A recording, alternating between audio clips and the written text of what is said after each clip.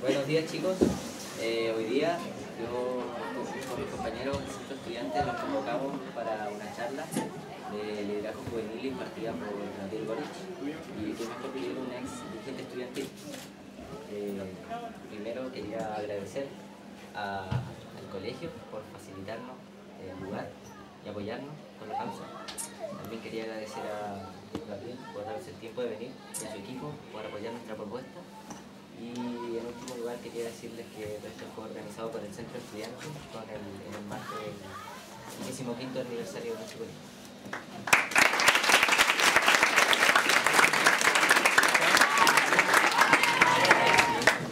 Bueno, hola compañeros, hola compañeras. Lo primero es que nos tratemos como iguales. Acá de repente me pasa que uno en el contacto con la gente te empiezan a decir diputado, honorable, todas esas cuestiones. A mí eso me da lo mismo. Yo todavía tengo 28 años, me siento tremendamente joven. Así que porfa tratémonos como iguales y tengamos un diálogo. Y esto no sea solamente una exposición, sino también cuando ustedes quieran preguntar, cuando quieran intervenir, cuando estén en desacuerdo, porfa levanten la mano y conversemos. Que esto sea mucho más, porque si no se torna fome y no tiene tanto sentido. No venía acá desde el 2003, que fue el año en que yo salí del colegio. Y me acuerdo que un poco antes de eso, aproximadamente por el 2000, 2001, hicimos una iniciativa parecida a la que están haciendo ustedes como centro de estudiantes en nuestro colegio. Yo salí del Británico. Y lo que hicimos fue una jornada de liderazgo, en donde invitábamos a alguna persona que tuviera algún rol público en la escena regional y invitamos a los diferentes centros de estudiantes de todos los liceos de la ciudad. En ese momento eran, no me acuerdo si 17 o 19. Y por primera vez nos juntamos todos los estudiantes, independientes de las características del colegio del cual venían. Y a partir de estos encuentros se fue dando un diálogo que fue enriqueciéndonos. Nos dimos cuenta de que más allá de las diferencias de los colegios de donde veníamos o de los sectores sociales de los cuales proveníamos, éramos iguales.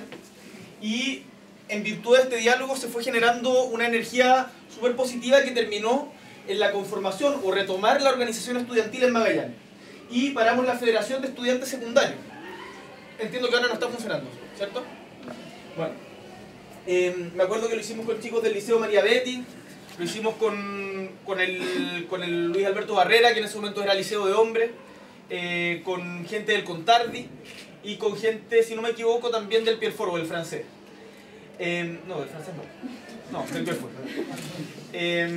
Y recuerdo que la primera actividad que tuvimos fue porque había un problema con los auxiliares del Liceo de Hombres, que los estaban echando, o de la Industrial, no estoy seguro. Y hicimos una conferencia de prensa. Y en la conferencia de prensa, bueno, por supuesto llegaron como dos medios, no sé, Radio Polar y Radio Minería o Radio Magallanes. Y lo que hicimos fue agarrar nuestras corbatas y sacárnoslas. Y dijimos, acá habemos estudiantes de colegios particulares, estudiantes de colegios particulares subvencionados y estudiantes de colegios municipales. Pero entendemos que en la organización estudiantil somos todos iguales. Y por lo tanto las peleas que vamos a dar de aquí en adelante, que en ese momento eran mucho más reducidas de las que estamos dando hoy día a nivel nacional, las vamos a dar juntos. Yo creo, y eso es lo primero que les quiero transmitir, el espíritu de unidad de la organización. Chicos, y ahora llevándolo más hacia adelante, si hoy día estamos hablando a nivel nacional de educación, si hoy día estamos hablando de la posibilidad de tener una reforma tributaria para que los ricos en este país paguen impuestos y paguen lo que tienen que pagar, si hoy día estamos hablando de la posibilidad de tener una nueva constitución construida por el pueblo y no solamente por una élite, es porque los estudiantes y diferentes movimientos sociales nos organizamos y salimos a la calle. Hoy día Chile no es el mismo que era antes del 2006. El ejemplo que nos dieron los pingüinos en su momento en el 2006 y después toda la sociedad chilena en el 2011, desde Magallanes, con la movilización del gas que partió con toda la serie de movilizaciones, hasta Petorca por el agua, Freirina por el tema de la fábrica de AgroSuper, los estudiantes, los trabajadores del cobre, son ejemplos de que cuando decidimos organizarnos, cuando decidimos tomar el futuro en nuestras manos, podemos cambiar la realidad. Y lo segundo que les quiero transmitir es que en el fondo la política es eso. La política no es esta cuestión de... Muchas veces uno dice a políticos corruptos, mentirosos, tránsfugas. Yo hoy día estoy haciendo política en contra de esos políticos. Porque me parece que es importante que reivindiquemos a la actividad política como una actividad transformadora, que es capaz de transformar nuestra realidad, que es capaz de ayudar materialmente a la gente. Yo cuando voy a las poblaciones y me encuentro con, no solamente acá en Magallanes, principalmente en Magallanes, pero también en el resto del país, y me encuentro con gente que trabajó toda su vida, que sacó la cresta trabajando 40 años, y que sin embargo hoy día tiene una pensión de 90.000 pesos. Y con 90.000 pesos tiene que arreglárselas para llegar a fin de mes. Y yo me doy cuenta que desde la Comisión de Trabajo y Previsión Social, de la que soy parte de la Cámara de Diputados, vamos a discutir el nuevo proyecto de las AFP. Me doy cuenta que a esa persona, a esa viejita que está raspando la olla, después de haber trabajado toda su vida y producto de unos empresarios inescrupulosos que se le están llevando su dinero, hoy día no tiene plata para llegar a fin de mes, a esa persona le podemos cambiar la vida mediante la política. Y entonces, ¿a qué voy con todo esto? Que creo que es sumamente importante que ustedes se hagan cargo y tomen conciencia de que es con organización, con movilización, que podemos tener un país mejor. Acá, durante los 90, cuando yo iba al colegio, estaba como toda la onda de no, los jóvenes no están ni ahí, no sé, quizás me pierdo un poco, pero todos cachan al Chino Ríos, me imagino, ¿no? Sí. El Chino Ríos había acuñado una frase que fue muy paradigmática de los 90, que era el no estoy ni ahí. Y con eso identificaban a toda la juventud. Entonces no, los jóvenes no pescan, están solamente escuchando, bueno, Personal era en esa época, ahora me imagino que no. Y nos achacaban como que no nos interesaba la cosa pública. Y hoy día que hemos salido a las calles, que hemos salido a movilizarnos, que hemos dicho que si nos interesa, nos dicen, oye ya, pero déjennos a nosotros, los más grandes, los que sabemos, los expertos, resolver las cosas. Y nosotros, con iniciativas como estas, tenemos que decirles que no, que nosotros también queremos participar en cómo vamos a construir el futuro de nuestra sociedad. Y eso parte en cuestiones tan básicas como instancias como esta, conversar con nuestros pares, que se junten con los compañeros de otros colegios. Acá tienen al lado, por ejemplo, a la Industrial, no sé, juntarse con todos y entenderse como iguales. Hoy día estamos a puertas de enfrentar una tremenda reforma educacional que va a afectar materialmente la calidad de la educación de miles y miles de chilenos, de millones de chilenos. ¿Y cuál es la opinión que tenemos en Punta Arenas respecto a la reforma educacional? El movimiento estudiantil acá está súper dormido, cabrón. Está súper dormido. Y yo no quiero que cuando se discuta la reforma educacional en el Congreso, en donde yo tengo una posición, sea solamente mi posición la que vaya a expresar. A mí me interesa levantar la opinión del movimiento estudiantil de Magallanes y poder ser un vínculo en el Congreso de lo que están pensando estudiantes como ustedes.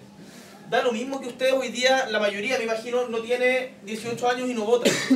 Acá los políticos muchas veces miran a la gente como si fuera un número y fuera una votación.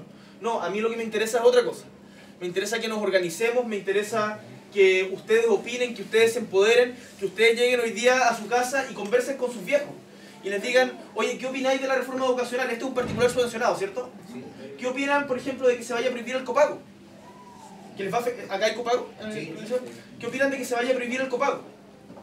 ¿Qué opinan de que se fortalezca la educación pública? ¿Qué opinan de que la educación universitaria apunte hacia la gratuidad?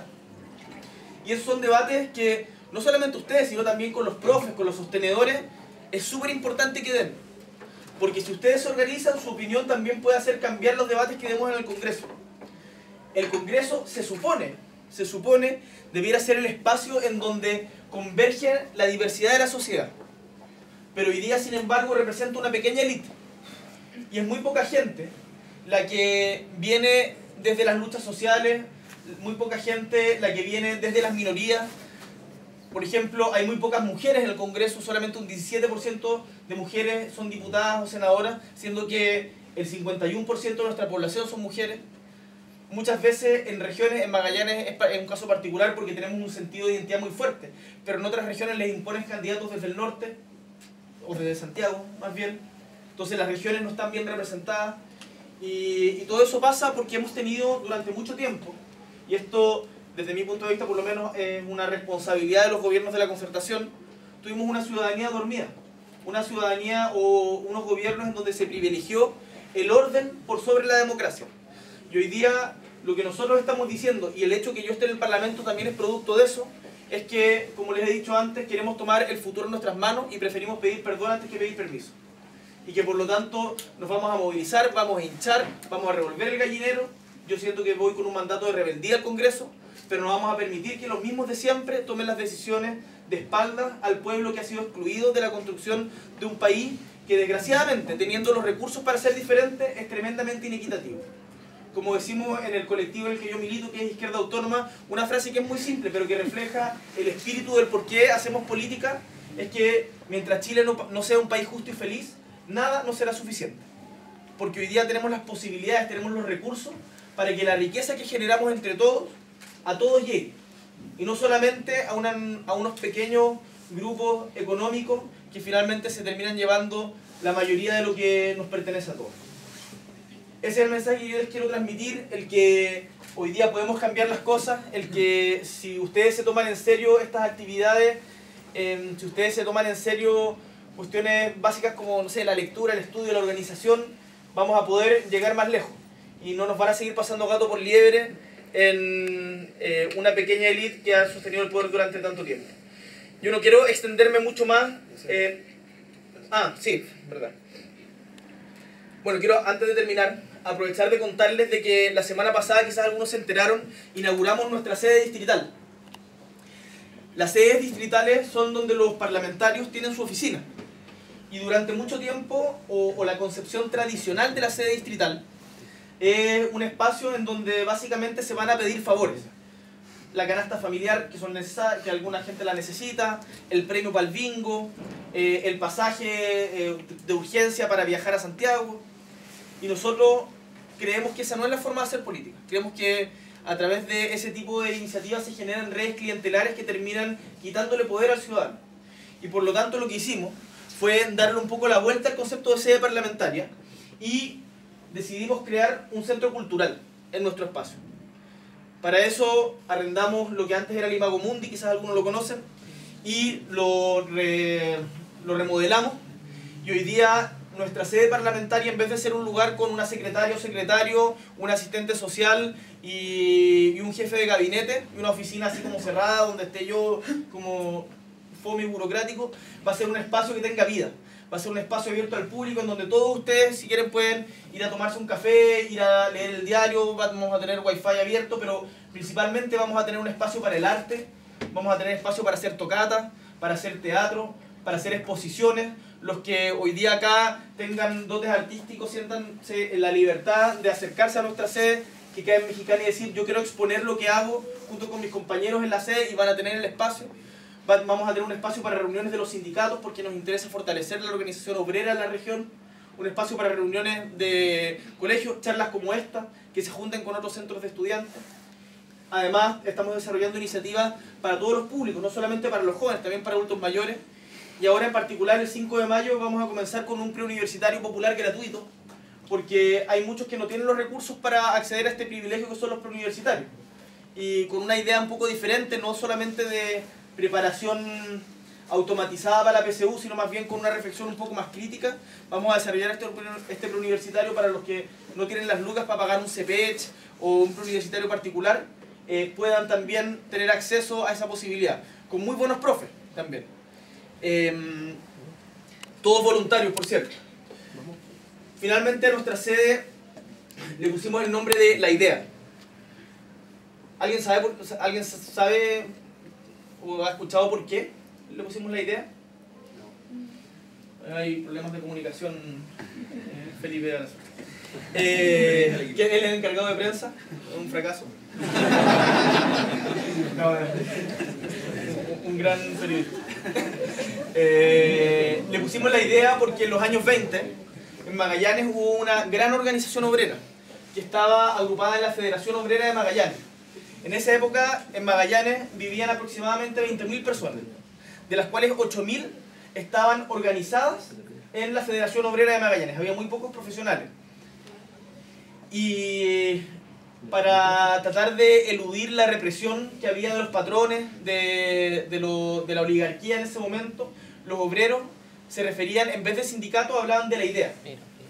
Y a partir de esa experiencia quisimos rescatar a todos estos héroes anónimos que lucharon por un mejor vivir en una región tan austral como esta, y le pusimos ese nombre. En Natales hay una tumba que dice, aquí hacemos un homenaje a todos los que lucharon por la idea, precisamente porque era la manera en que tenían de referirse a la organización. Y nosotros queremos que nuestra sede sea un espacio de organización, de obreros, estudiantes, profesionales, jóvenes y viejos. Y que en el fondo sea un lugar en donde podamos mirarnos a los ojos y entendernos como iguales. Ese es nuestro objetivo, eso es lo que nos mueve, tratar de cambiar la forma de hacer política, una cuestión mucho más cercana, mucho más horizontal, y ocuparla como lo que nosotros creemos que es, un mecanismo revolucionario y transformador. Así que eso, cabros, les agradezco mucho el espacio, muchas gracias, profesores, muchas gracias al Centro de Estudiantes por la invitación, y ahora conversemos, que me imagino que ustedes deben tener preguntas, inquietudes, críticas, por supuesto, cualquier tipo de pregunta, siéntanse en libertad de hacerlo. Yo tengo una... Mira, tú como Gabriel Boric, ¿qué opinas de la beca Magallanes?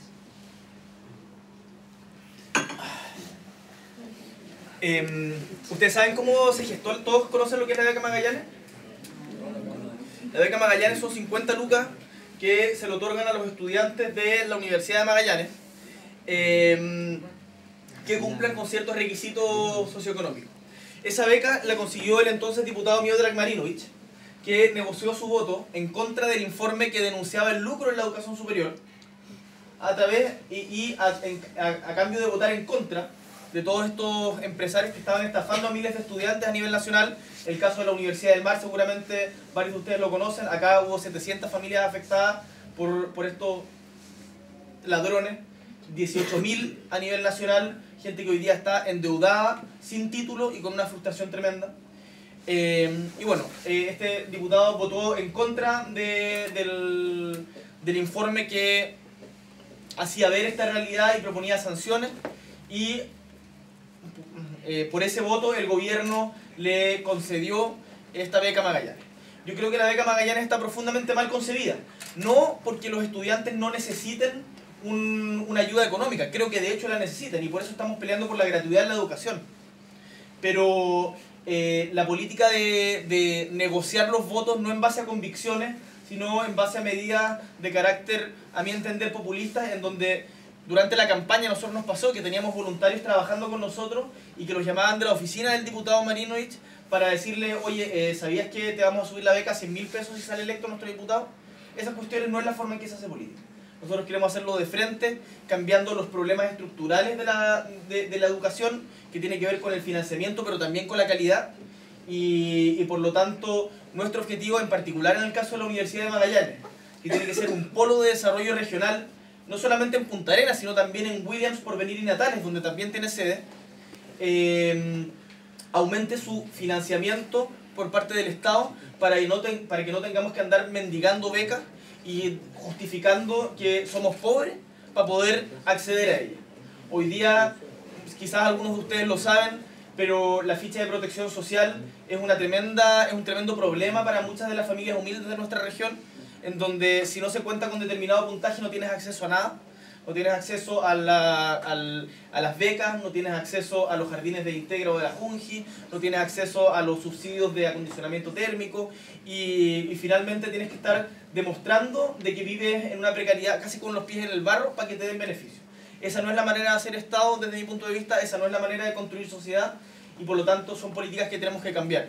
Y esto ya es un poco más conceptual, pero tenemos que pasar de un Estado subsidiario que básicamente aparece cuando a los privados no les interesa, a un Estado que garantice derechos sociales universales a todos sus habitantes, sin importar la condición económica de la que provenga. ¿Quién más tiene preguntas, dudas? En el caso de que la educación sea del Estado, todos los colegios, todos los liceos seguirían la misma línea. ¿No habrían proyectos educativos? Esa es una buena pregunta. Acá...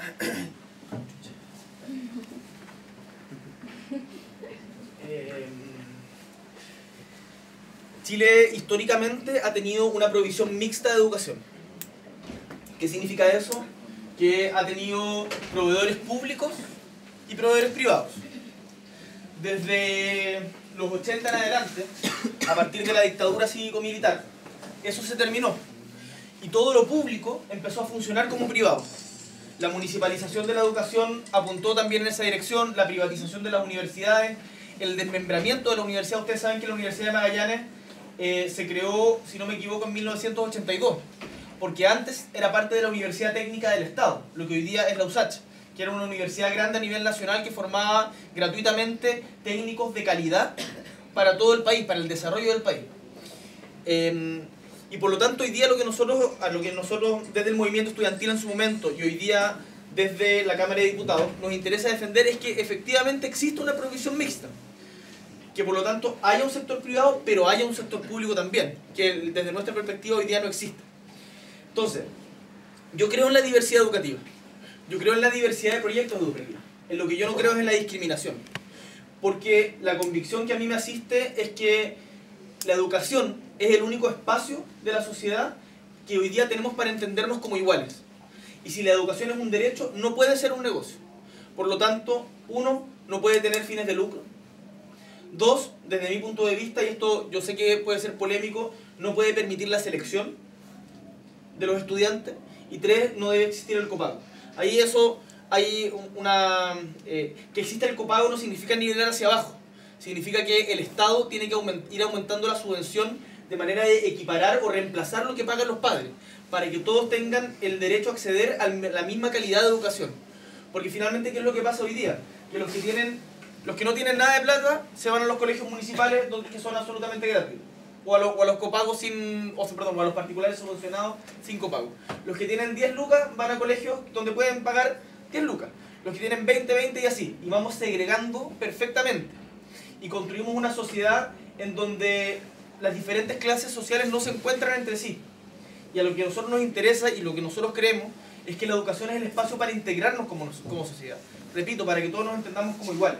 Entonces, hay que asegurar la diversidad de proyectos educativos, mantener la administración privada de colegios y universidades, pero asegurar la no discriminación en ellos. Y eso es lo que, desde mi punto de vista, bueno, va a traer polémica, pero hacia allá es donde hay que avanzar. Eso, por supuesto, es muy resistido, principalmente por sectores de la derecha, también algunos de la concertación, y por lo tanto va a ser un debate bien potente en su momento, no va a ser fácil sacar. ¿Quién más tiene preguntas, comentarios, críticas?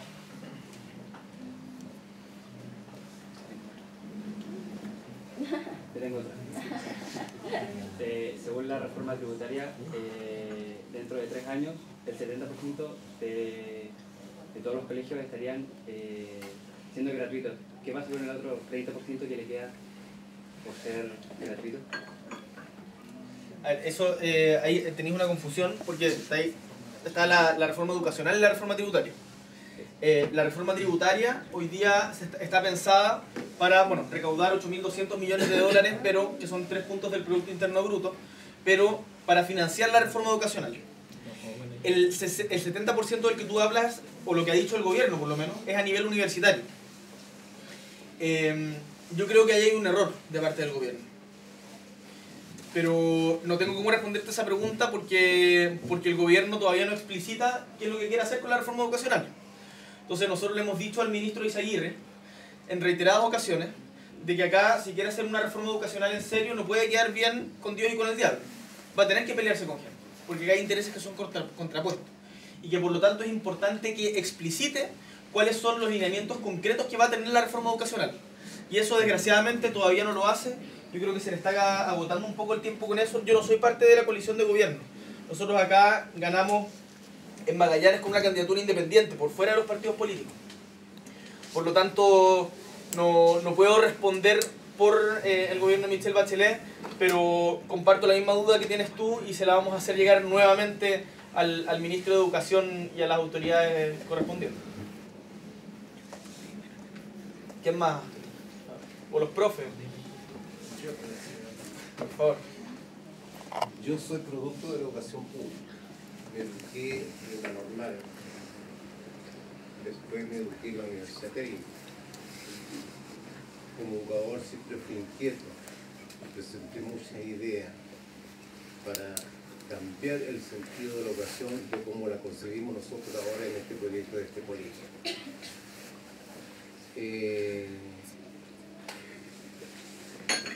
Me motivé cuando no hubo respuesta, fui también jefe técnico del Colegio Alemán por 10 años. También presenté proyectos para ver una visión distinta con más personas. Y no hubo cabida. Hasta que yo me propuse crear un colegio, empezamos con forma muy precaria, arrendando una casa, y poco a poco fuimos llenando las cosas. Evidentemente que el Estado, que en el fondo somos todos nosotros, nos puso las manos por uno para poder pedir los préstamos. Y nosotros nos hemos jugado en un proyecto educativo para mostrar a una comunidad de magallanes una forma distinta de educar, de formar. Pero siempre ha estado en nosotros un principio, yo voy a llamar católico cristiano, y hemos compartido desde el principio, por ejemplo, otorgándoles becas al lugar, y hemos formado personas y se siguen formando personas aquí para aquí. El colegio tiene 71 niños que son prioritarios, sin no cancelar nada. Tenemos grupo de integración con las distintas discapacidades y la atendemos normalmente. Tenemos bastantes niños prioritarios, tenemos de todas las gamas. Entonces a veces pienso que hay confusión en no saber cómo funcionan muchos colegios particulares y funcionarios que se mojaron ellos, la forma para poder llegar a un estilo de educación, y los meten en el mismo saco, como que segregan desde el punto de vista, de cualquier punto que hay. Nosotros tratamos de ser abiertos, pero estas cosas se tienen que financiar. Yo comparto plenamente, y ha sido mi posición siempre, que la educación es un derecho, pero las circunstancias de antes y de que hubo el quiebre de la democracia y salió una dictadura, cambiaron. Y poco se mojaban estas cosas así. Entonces yo creo que es bueno que ustedes vengan acá, y le está diciendo a alguien de tu equipo que yo quiero invitarlo para que conozcan el proyecto ahora en forma filosófica, concepcional, para que estén conociendo causa de cómo también funcionan algunos colegios que, siendo educadores formados por educación pública, presentaron en su tiempo forma de poder cambiar esta cosa y no se atrevieron. Entonces yo me atreví solo. Hay una concepción, hay un estilo. Yo no le tengo miedo a la gratuidad, pero se tiene que ser responsable, porque una buena calidad no basta con tener un buen edificio, sino que tiene que haber un proyecto detrás que respalde ese asunto. Y ese proyecto significa tener, como tenemos nosotros, un coordinador técnico que trabaje de preescolar hasta cierto grado de básica, otro de media, otro coordinador que maneje la parte de integración.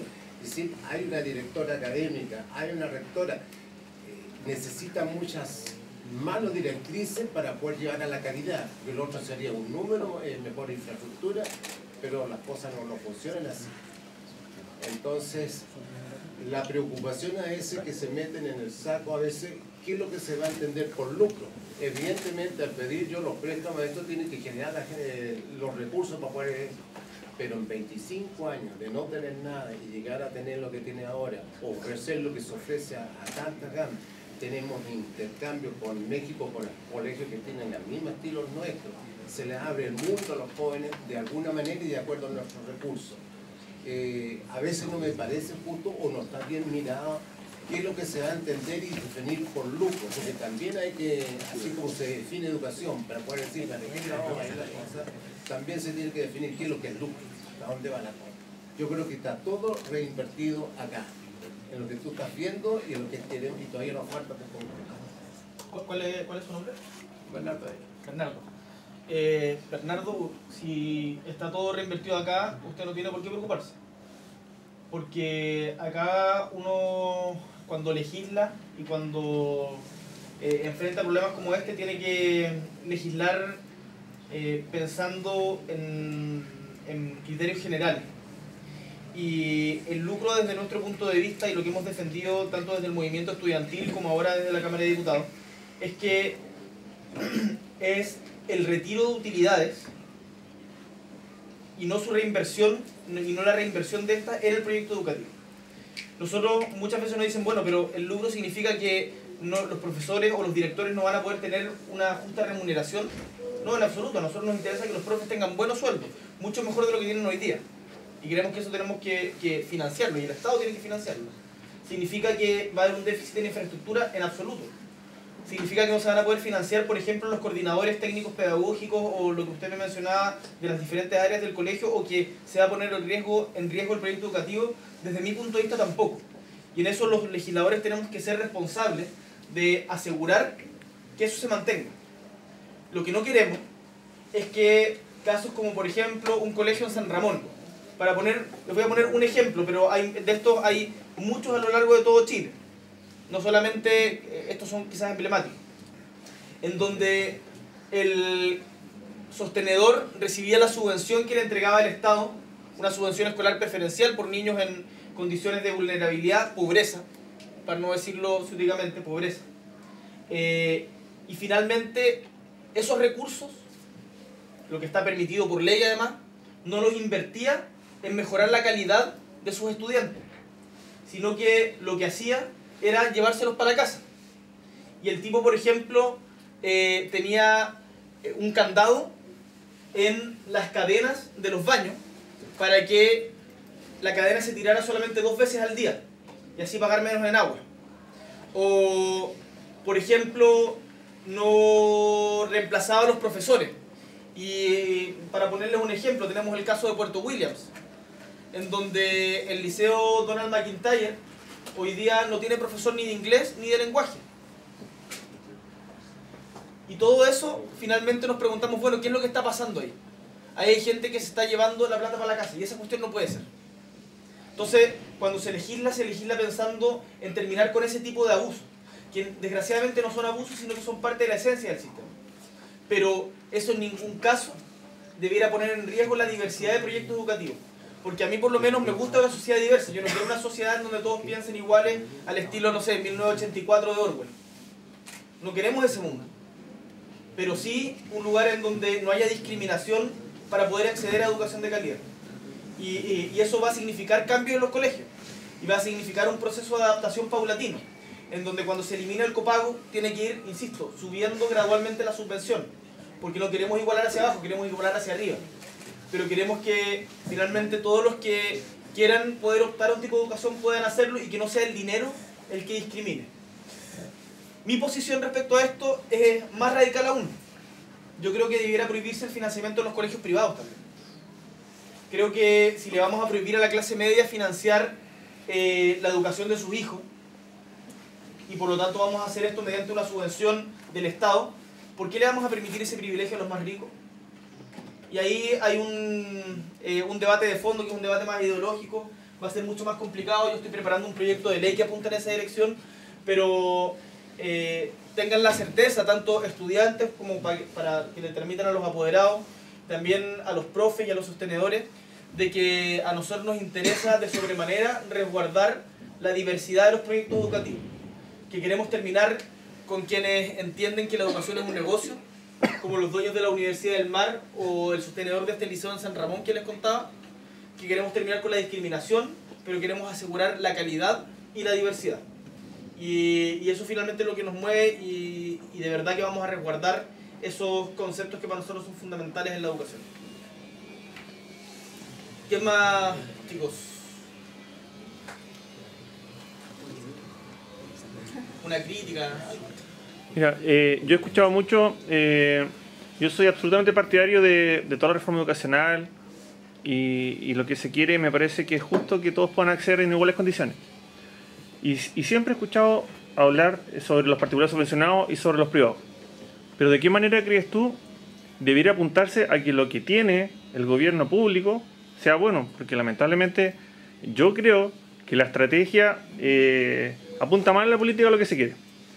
Si yo veo que la educación pública es gratuita y es buena, evidentemente voy a preferir a mi hijo donde es gratis y es bueno, a traerle a un colegio, por ejemplo, particular subvencionado. Y por ende, los subvencionados, si quieren que desaparezcan, no es prohibirles, sino que ofrecer una alternativa buena a la gente. Y yo no he escuchado de qué manera mejorar lo que en estos momentos es gratis. Siempre el debate se centra en cómo vamos a eliminar los subvencionados, cómo vamos a eliminar los particulares, pero lo que en teoría tenemos gratuito y que sabemos que la gran parte no es buena, ¿bajo qué estrategia creen ustedes o cuál es tu postura para que eso se mejore? Dos cosas respecto a eso. Uno, acá no se pretende eliminar las administraciones particulares subvencionadas. Sí, eso está claro. No se pretende eliminar porque lo que se quiere hacer en el fondo es eliminar el copago y por lo tanto que se siga manteniendo la administración privada de los colegios para asegurar la diversidad educativa y que ese es un poco el discurso que instala la derecha del temor de, bueno, ustedes quieren eliminar la educación privada. No se quiere hacer eso. Queremos mantener la administración privada, pero financiándola por el Estado mediante ciertos criterios, por ejemplo, que no haya selección. Y en segundo lugar, tu pregunta es clave, porque acá no podemos pensar solamente en negativo, sino también en cómo fortalecemos lo que tenemos. Pero, desgraciadamente, ahí hay otro estigma. Los colegios municipales, a nivel nacional, cuando tú corriges sus resultados según el índice de vulnerabilidad económica, tienen a nivel nacional prácticamente los mismos resultados que en estas pruebas estandarizadas, que tampoco son la panacea, pero tienen prácticamente los mismos resultados que los particulares subvencionados. Entonces no es que los colegios municipales sean malos. Lo que pasa es que enfrentan tantas dificultades que finalmente terminan siendo receptáculos de los que nadie más quiere. Y además de un montón de problemas en tema de carrera docente, un montón de problemas en términos de financiamiento, entonces lo hacen lo mejor que pueden con lo poco que tienen. Yo creo que paralelamente, mientras se avanza en el término del copago y en el fin de la selección, hay que avanzar con mucha intensidad en el fortalecimiento de la educación pública. ¿Qué es lo que implica el fortalecimiento de la educación pública hoy día? Primero, desmunicipalizar. Ustedes saben que los colegios municipales dependen de los municipios. Y eso finalmente termina siendo una reproducción de los circuitos de pobreza. Porque la segregación en Chile no solamente es educacional, sino también territorial. Y por lo tanto, las comunas pobres tienen colegios pobres y tienen colegios sin recursos. Y acá, por ejemplo, en Magallanes, la corporación municipal arrastra un déficit estructural de varios millones de pesos. Y donde finalmente terminan triangulando plata o que la ocupan para pagar favores políticos y finalmente los recursos no se destinan a los niños. Una de las cosas que nosotros creemos que hay que cambiar de raíz es el tema de la administración de los colegios. No puede seguir dependiendo de las municipalidades. En segundo lugar, los profesores. Tenemos que volver a valorar a nuestros profesores. Bueno, acá hay profesores, todos lo saben, los profes se sacan la cresta trabajando. Hoy día trabajan del orden de 40 horas presenciales en aula. No tienen tiempo para semanales. No tienen tiempo para preparar las clases. No tienen tiempo muchas veces para perfeccionarse. Esa realidad es aún más radical en los colegios municipales. Tienen sueldos muchas veces de miseria comparado con la pega que hacen. Entonces, ahí nosotros nos preguntamos, bueno, ¿cuál es el valor del trabajo? ¿Cuál es el valor que le asignamos a los profesores? Usted me dijo que estudió en una escuela normalista. Sí. Hay muchos que efectivamente los profesores de viejo cuño estudiaron en las escuelas normales y en donde el Estado se hacía cargo de una formación integral de calidad. Y sin embargo hoy día hemos desarrollado un sistema de libre mercado en educación, en donde el que quiera puede poner una carrera de tiza y pizarrón, o de plumón y pizarra, y finalmente terminar formando profesores que no son buenos profesores. Pero eso no es culpa de los estudiantes que entran a esa universidad tampoco. Piensen en la Universidad del Mar tenía muchas pedagogías, sino que es responsabilidad de un Estado que no supo hacerse cargo de cómo proveer educación de calidad para todos, porque el Estado además había acreditado estas universidades. Lo mismo pasó va a pasar con la Universidad de las Américas, el caso de la Universidad Andrés Bello también es peligroso, la Universidad SEC, la Universidad Pedro de Valdivia, la Universidad Autónoma, entre otras.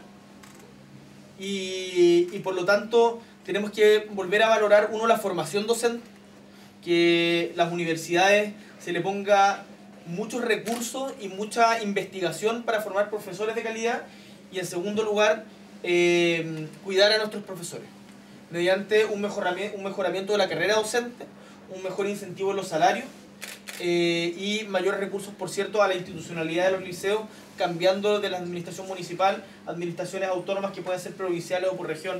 Eso está ahora en discusión. Pero me parece que tu pregunta es clave. O sea, acá paralelamente, mientras avanzamos en lo que hablaba antes, hay que fortalecer la educación pública, y ese es un objetivo central de la reforma, espero, del gobierno. ¿Qué pasa con los colegios públicos que tienen buenos resultados y que en el fondo todos sabemos, o todo el mundo sabe que igual seleccionan estos excelencia? ¿Los liceos de excelencia? Como los emblemáticos. Punta Arenas. ¿Qué les pasa, Lupita? Los liceos que hoy día seleccionan, como en Punta Arenas del Contar, del Instituto Nacional, Javiera Carrera, no sé, se me olvidó el nombre del de Val, el de Eduardo de la Barra en Valparaíso. ¿Tienen buenos resultados? La pregunta es, ¿tienen buenos resultados porque tienen a los mejores alumnos? ¿O tienen buenos resultados porque efectivamente entregan una educación que es diferente? Finalmente lo que hacen estos colegios emblemáticos, como se les llama, es que eligen a los mejores de cada curso de la educación, de las postulaciones que les llegan, y es como si eligieran de sus cursos a todos los chicos que tienen promedio sobre 6.7 y juntaras a todos los que tienen promedio sobre 6.7 hasta séptimo básico y los pusieras a todos esos en un mismo colegio. Obvio que va a tener buenos resultados. Pero eso también es una manera de segregar. Yo creo que la selección hay que terminarla incluso para esos colegios, y ahí, si los colegios son de buena calidad, finalmente lo que debiera suceder es que terminen potenciando o entregando oportunidades a estudiantes que antes no la tenían.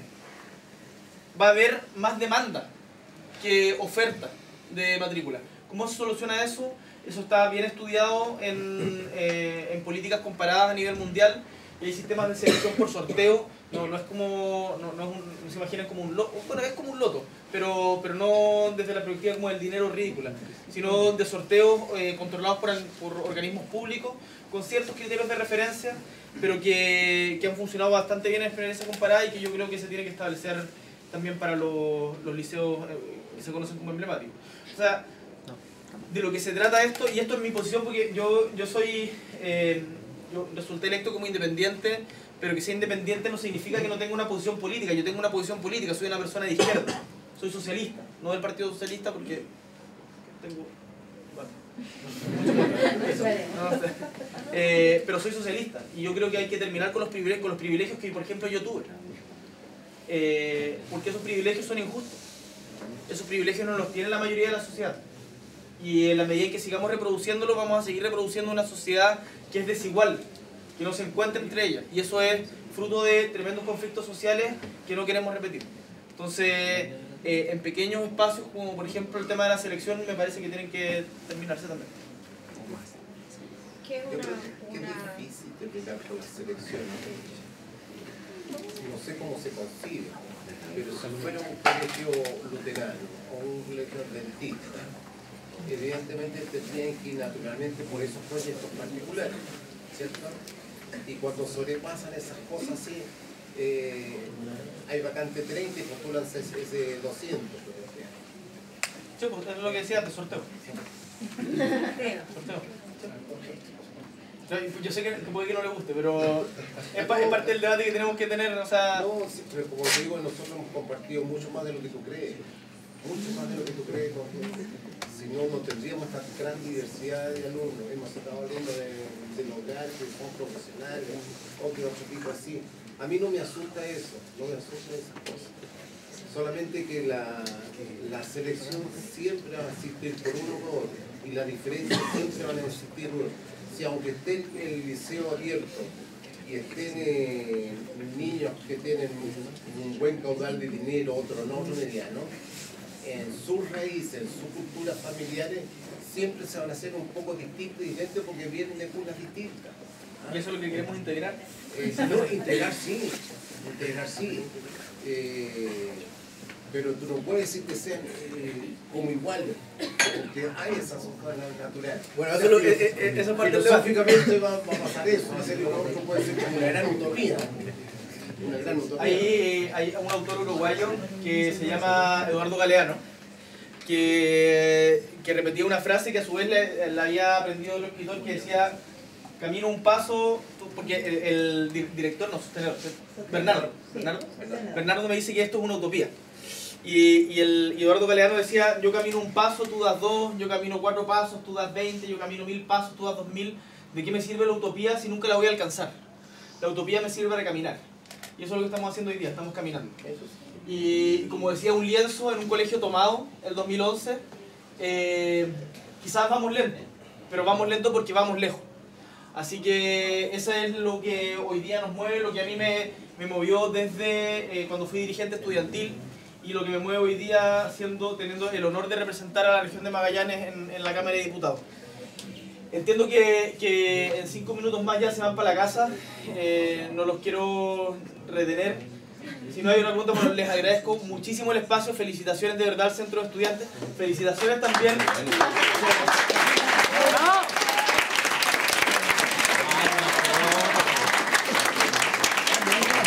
Felicitaciones también, ojo, a los profes y a los directores del colegio, porque hay colegios en donde no te dejan hacer estos espacios. Por ejemplo, un pequeño... Fuimos el otro día al Contarti a tratar de contarle a los chicos que estamos ofreciendo este preuniversitario popular gratuito, y no nos dejaron entrar. Seguramente esta discusión que estamos teniendo acá en el Pierforo hoy día, por lo que parece, no la podríamos tener en el Contarti, y eso es sumamente nocivo. Así que felicitaciones a todos ustedes, a la comunidad escolar, y cuenten conmigo para más adelante para lo que estimen necesario. Muchas gracias.